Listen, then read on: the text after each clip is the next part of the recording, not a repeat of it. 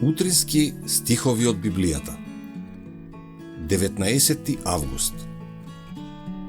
Проштавајте и ќе ви биде простено. Не судете и нема да бидете судени. И не осудувајте и нема да бидете осудувани. Проштавајте и ќе ви биде простено.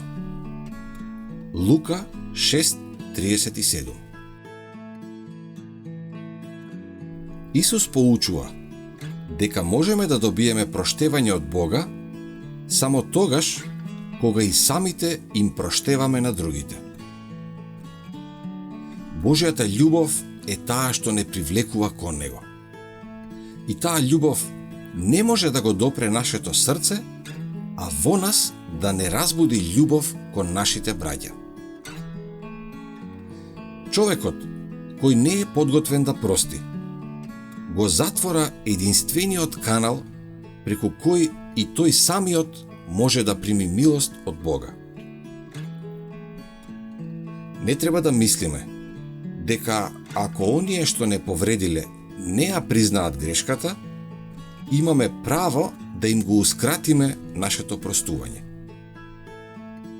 Без сомнение, нивна должност е да ги понизат своите срца во покаяние и признание. Меѓутоа, ние мораме да покажеме дух на сожалување кон оние кои ни сгрешиле, без оглед на тоа дали не ги признале своите грешки или не. Колку болно и да не раниле, не смееме да тагуваме и да се сожалуваме себе си, поради навредите кои ни се нанесени.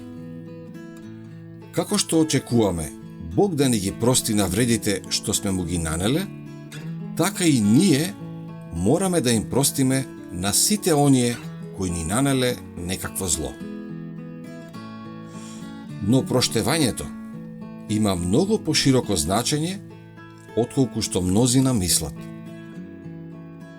Кога ветува дека обилно ќе прости, знаејќи дека смислата на тоа ветување ја надминува моќта на нашето сваќање, Бог додава: моите мисли не се ваши мисли, ниту вашите патишта се мои патишта, вели Господ. Но како што е небото повисоко од земјата, така се и моите патишта повисоки од вашите патишта. И мислите мои повисоки од вашите мисли. Проштавањето кое што Бог ни го дава не е само судски акт со кој не ослободува од осудата. Тоа не е само проштевање на гревот, туку и ослободување од гревот. Тоа е излевање на спасоносната љубов која го преобразува срцето.